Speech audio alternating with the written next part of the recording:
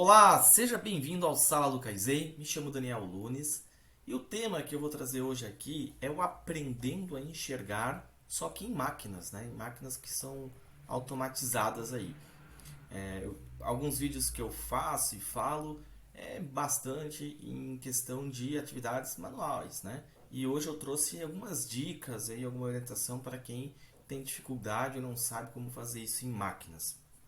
Bom, vamos supor aqui que aqui é uma máquina que tem 7 estações, então a peça entra aqui, vai passando pelas estações e ela sai aqui pronta. E esse pontilhado aqui é só para significar que é a máquina, né? E todas essas estações em um operador que cuida desse equipamento.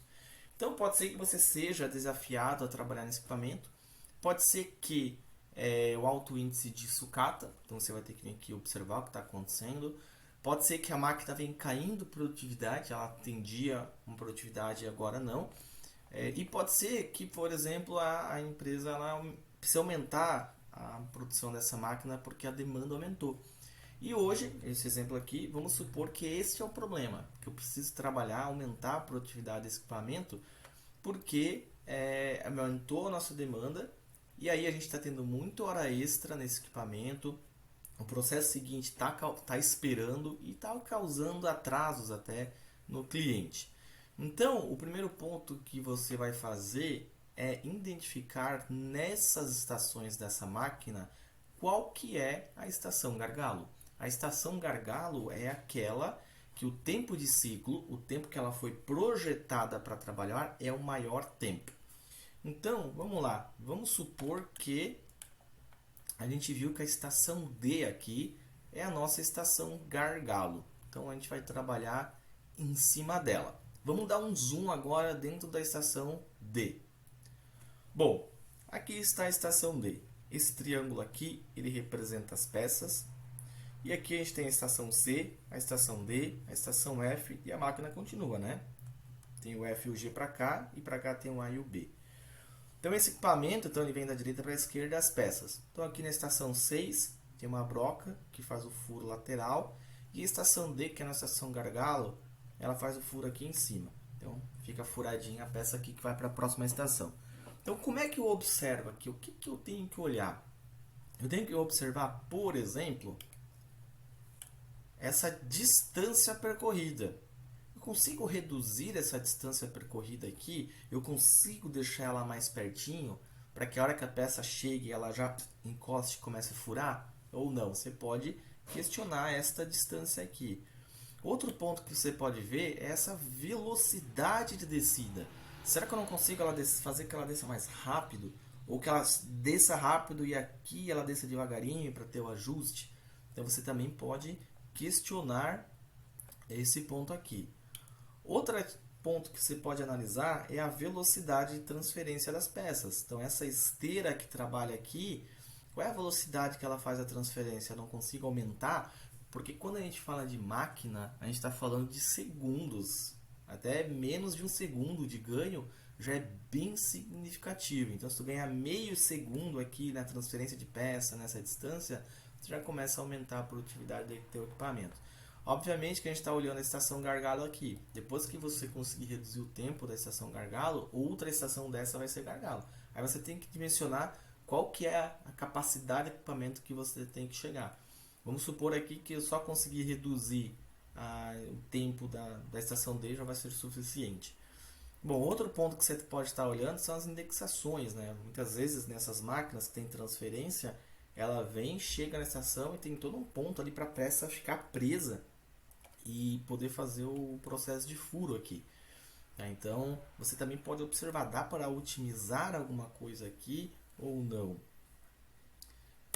Bom, outro ponto, coloquei aqui como ponto inicial. Então, imagina que essa broca aqui, ela desceu, ela fez o furo e ela sobe.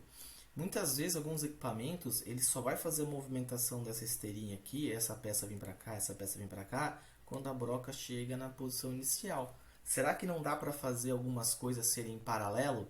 Quando ela começou a subir, ela já faz o movimento? Então, esses são coisinhas que você pode estar observando quando for analisar desperdícios no processo de máquina. Porque o que acontece muitas vezes que eu já vi, quando existe um problema de produtividade ou precisa se reduzir o tempo ciclo, né, aumentar a produtividade do equipamento, aumentar a taxa hora lá, as pessoas geralmente trabalham na rotação aqui, no tempo que essa broca faz, enfim, fica gastando muito tempo aqui, mas olha quantos desperdícios você tem que você pode analisar e tentar ganhar tempo aqui. Então, outras coisas, né? Posição de sensor, acionamento de pistão, atividades paralelas contra séries, né? Então, enquanto essa daqui sobe, eu já posso fazer outras atividades. Existem equipamentos que para cada estação dessa existe uma porta de acesso. E quando você abre qualquer porta, o equipamento inteiro para. Será que precisa? Será que quando eu abrir a porta dessa estação aqui, só essa estação para e as outras continuam trabalhando? Então são várias perguntas e questionamentos que você pode fazer. Bom, outra situação. Imagine aqui que tem um robô, né? Um braço de robô que ele tira a peça do ponto A e leva até o ponto B. E aí você pode observar a trajetória e os movimentos que esse robô faz. Então aqui eu simulei de forma bem exagerada que quando esse robô pega essa peça, faz um giro aqui, sobe, faz um outro giro, vem para cá, desce e vem para cá. Então ele tem 6 pontos aí de movimentação até sair do ponto A para o ponto B. E aí você pode questionar, por que ele já não vem até aqui e vai em linha reta? Por que ele tem que vir aqui? Por que ele tem que fazer o giro? Faz o giro aqui, faz o giro lá. Parece bobo, mas tem muitas dessas questões. Então é outro ponto que você pode otimizar para tentar ganhar tempo naquela estação que é o gargalo. Então você pode observar aqui, né, vários desperdícios no processo. Outro ponto é o setup. Então vamos supor que esse equipamento agora aumentou a quantidade de setup e com isso você está perdendo mais tempo de máquina parada.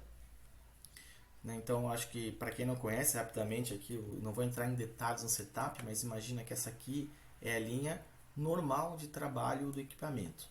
E aí, você começou a fazer o setup. Quando começa o setup, você tem o tempo de desaceleração do equipamento. Então, você para o equipamento e vai desacelerando, para daí você começar a fazer o setup. Depois vem a curva de aceleração, até o equipamento voltar aí à condição inicial de funcionamento. Então, este tempo aqui, deste pontilhado até o pontilhado, é o teu tempo de setup. E aqui, em outro vídeo, nós vamos falar sobre isso, mas você analisar setup interno versus o externo. Então, tem muita coisa que a pessoa que vai fazer o setup já pode deixar preparada nessa região aqui, antes de iniciar o setup. Aí, depois que a máquina parou, ser o menor tempo possível entre início e fim. Mas, muitas vezes, o que a gente vê? Que é parar o equipamento para setup e muitas atividades que já podiam estar preparadas, que são chamadas de setup externo, não estão prontas, fazendo que esse setup seja o mais longo possível. Então, setup é um outro ponto que você pode estar observando, mas em outro vídeo eu entrarei em detalhes, tá? Mas só para você ter uma noção. E o outro ponto são as microparadas dos equipamentos. Então, muitas vezes a gente não dá bola para as microparadas, que são aquelas que o operador fica o dia inteiro resetando a máquina. É uma pecinha que fica torta tal, e ele fica o dia inteiro caminhando e a gente acaba não percebendo. Eu faço a relação aqui com aquelas goteirinhas que ficam na torneira lá, que a cada 3, 4 segundos dá uma pingadinha. Se a gente, né, a microparada é semelhante a uma torneira que fica gotejando e às vezes não dá bola. Experimente dormir e deixar um copo debaixo dessa torneira e veja quanto de água a noite inteira, por causa desse pinguinho aqui que parece tão besta, quanto desperdício de água você tem ali. E assim são as microparadas dos equipamentos.